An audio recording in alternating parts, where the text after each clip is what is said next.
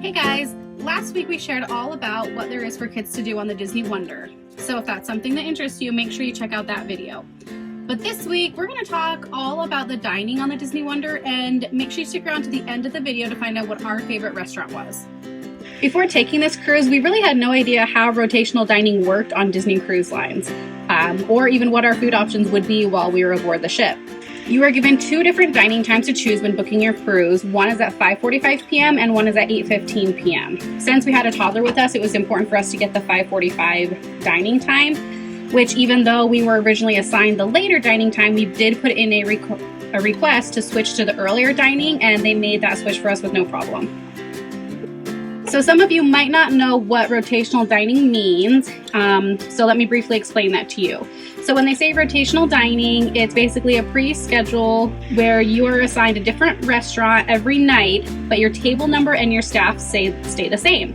So you do a new restaurant each night, and your head server, your server, and your assistant server are always there, which is really great because it gives you the chance to really get to know your staff, and they're usually remembering what your drink orders are and if you have any restrictions as well.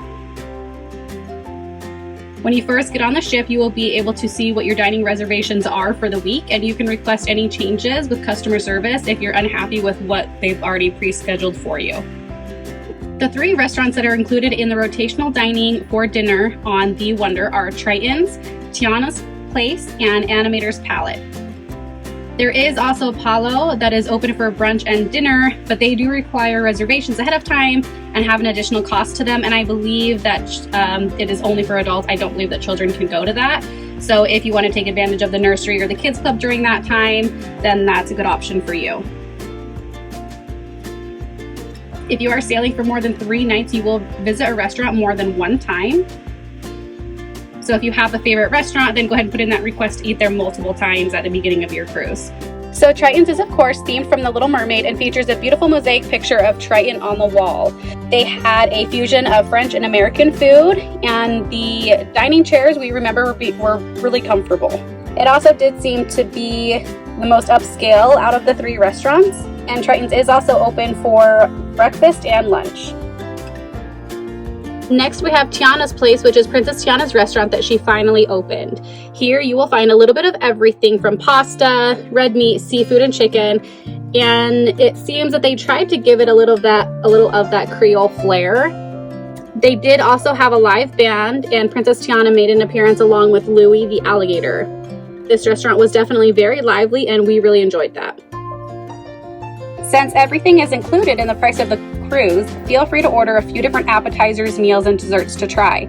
We often ordered a few and split them as they are smaller portions, and that way we could try, a little bit of everything.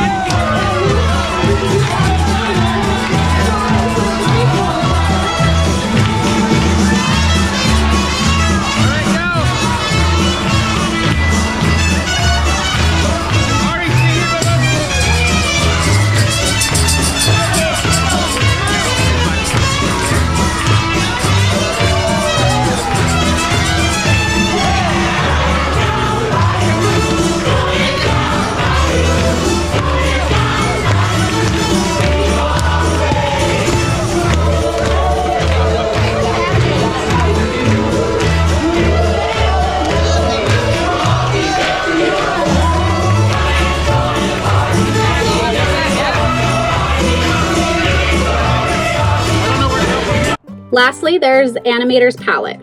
This restaurant had a mix of American and seafood as well, and we really enjoyed the ambience in this restaurant as everything was black and white and filled with Disney animation. And then by the end of the meal, everything gained its color and Mickey makes a special appearance. The one downside of this restaurant is it is located at the back of the ship, and you could really feel the vibrations as you're sitting there, along with your glass and dinnerware all kind of shaking and clinking together.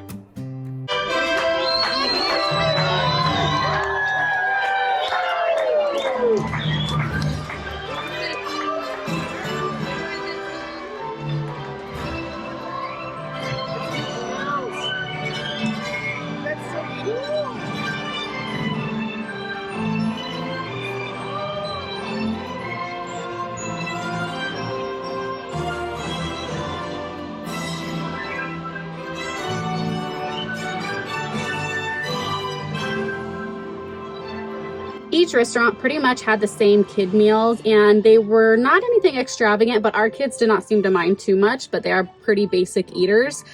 I am sure that some of the kiddos who are a little bit older might be able to order off the adult menus, and that might give them a little bit more variety. In addition to the sit-down restaurants, you also have cabanas, which is a buffet that is open for breakfast, lunch, and dinner and has both indoor and outdoor seating. It is located up on deck 9, along with a few other quick service places that serve pizza, burgers, sandwiches, and more. And also, don't forget about the all-you-can-eat soft serve ice cream. This was definitely a favorite for our kiddos. And for all you coffee lovers, there's a cafe called The Cove. You do have to pay for the beverages here, but they do have a punch card that you can use if you plan on going daily. With all that said, we would have to say that our overall favorite restaurant was Tiana's place. They had yummy food and it was just a really fun environment. Well, I think that about covers it, but let me know in the comments if you have any questions about the dining that did not get answered here in this video, and we'll see you guys next time.